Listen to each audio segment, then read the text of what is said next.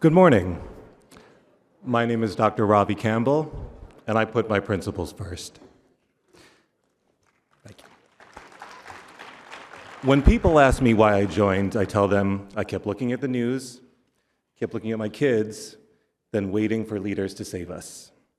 And I waited, and I waited, and as you guys know, I kept waiting, and no leaders came to save us. So if that's true, that means we have to be the leaders, you and me, all of us.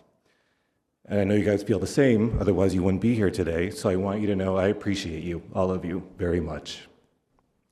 Okay, but how do we do this? How do we take the energy and enthusiasm we feel in this room right now and bring it back home with us so we can be the leaders we need to be?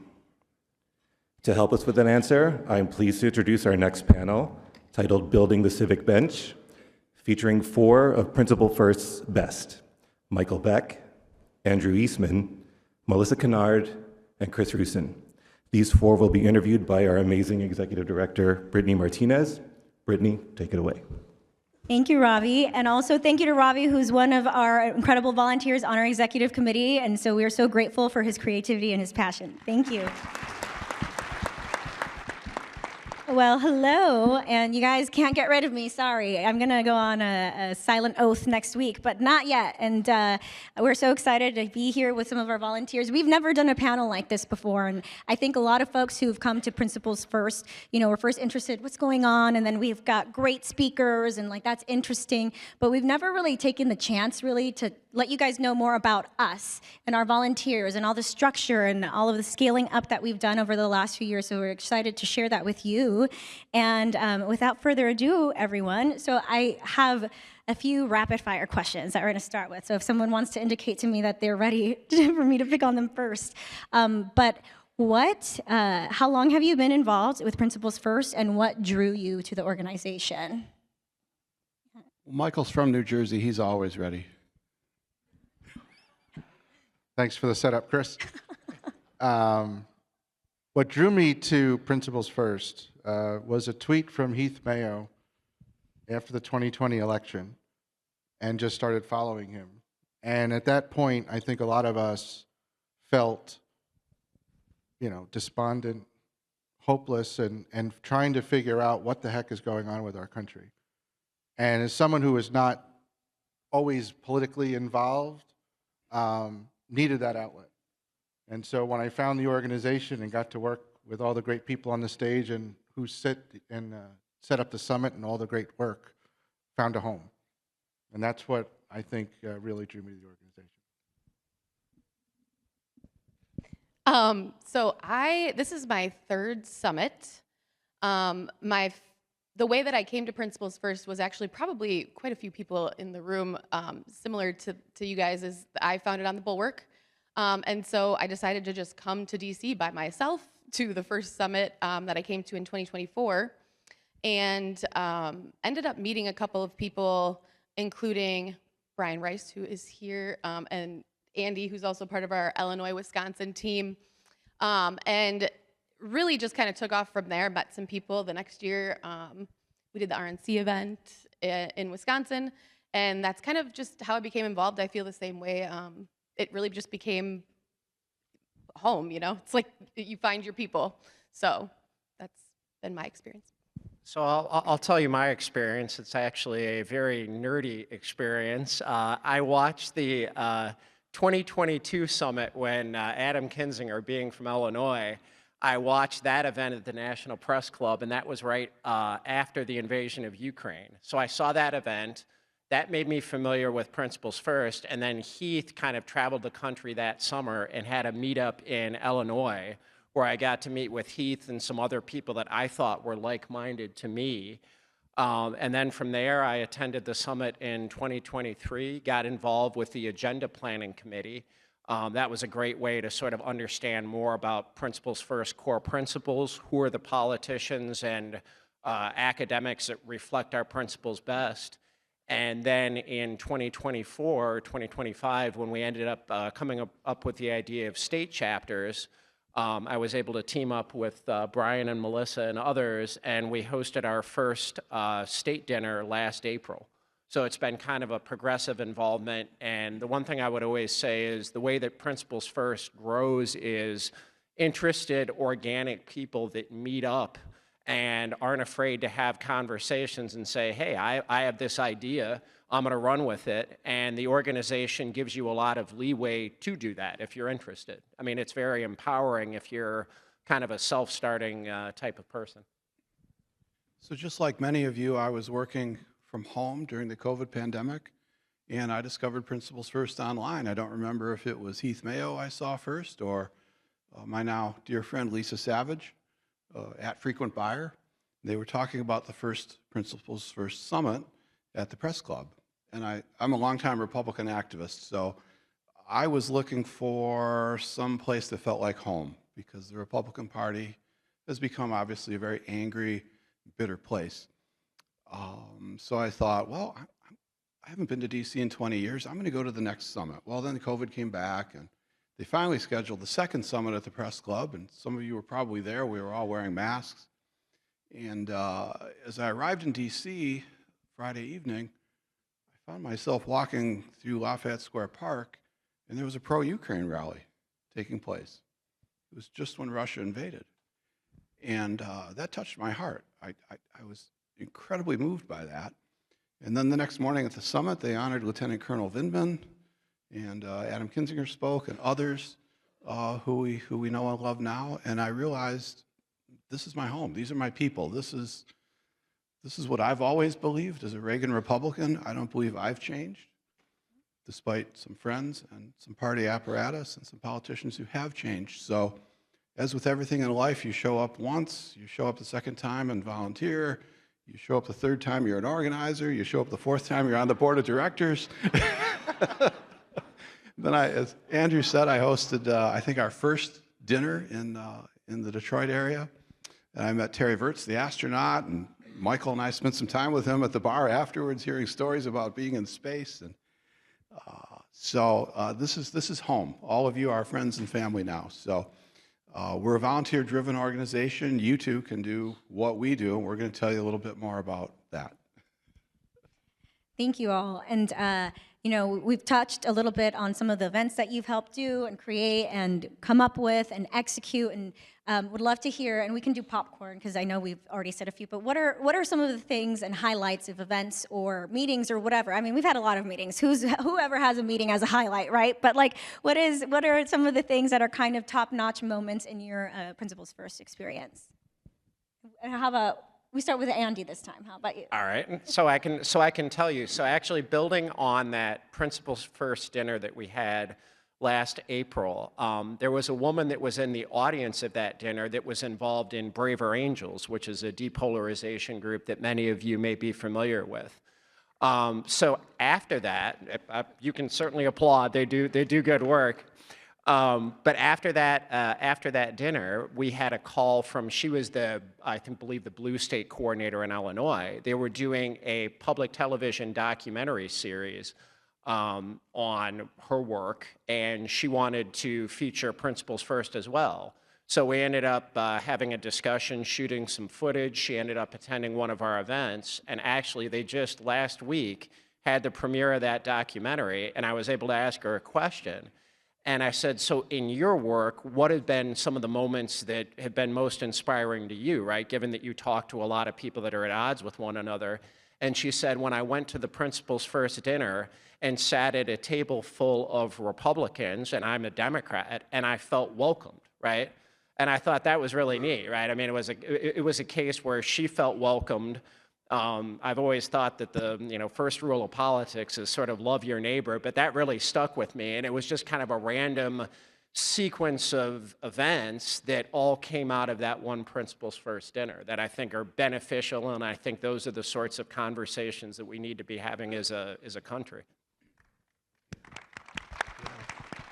Yeah, certainly. So if you can at all, come to one of our events around the country, or if you want to host an event, contact Brittany.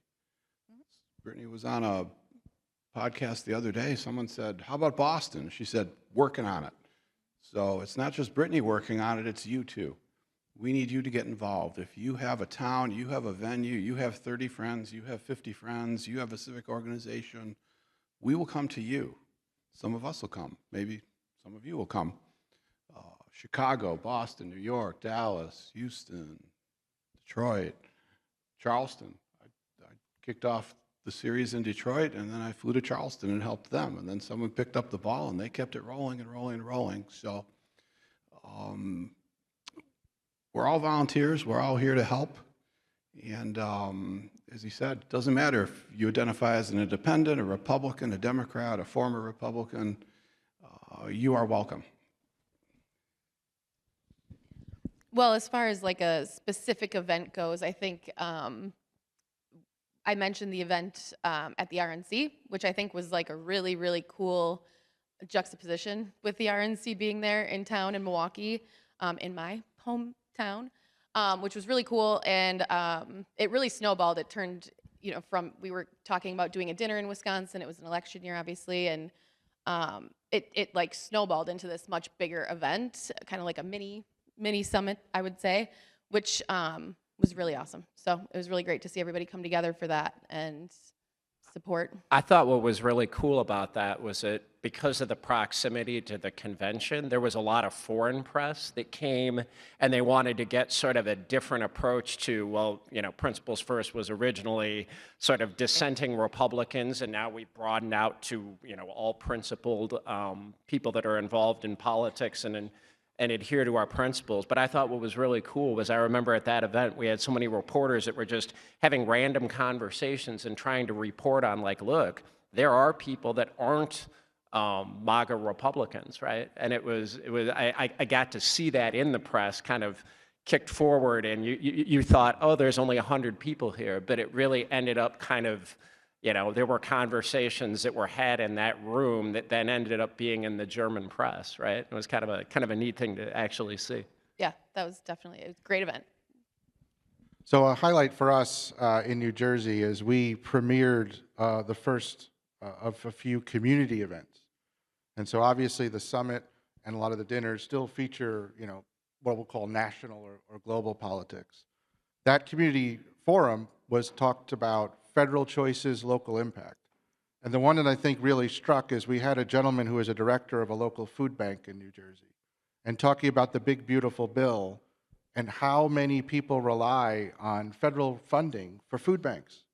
And you start to see the trickle-down effect of decisions that are made at the federal level and how they impact people in everyday lives. And one thing that also struck me, and as someone who, deals with people who provide in-home care. A lot of those folks are not paid a lot and rely on those types of sustainable programs to feed their family. And those people are impacting my family's lives all the time in that support. And to hear really what's happening on the ground was very impactful. And so as we look forward to 2026, we envision there's going to be a lot of opportunity to take this and bring it to the local level, because that's where a lot of impact is felt. And I think we have time for one more question for everybody before I do that. Just so you guys know, I want to let you know how we've scaled up in the last year. So last year at this time at the summit, we had no state chapters. And in less than a year, we now have 22 state chapters. And our goal is to be in as many of the 50 that we can. Hawaii and Alaska might be a little bit tougher, a little more difficult to get to. But none of that is possible without the help of our volunteers, without the help of hopefully more additional volunteers in this room. So our pitch to you is, after this weekend, if you like what we have to see, if you see how normal we are, and you think that it's true, Normal-ish. It's like we're normal-ish. We're putting on a mostly really normal, good show. Regular people. So if you like what you see, please consider joining us. We're not. Yes, we have a fee for our events, but we don't ask people for money. That's not what we do. We want to keep things at low cost for people. And but our pitch is to join us and be volunteers and help us make more state chapters so that we can be in all of the states. So with that being said, to each of you, very briefly, what is your quick elevator pitch of why people should join us as volunteers? Does anyone want to start? It's fun.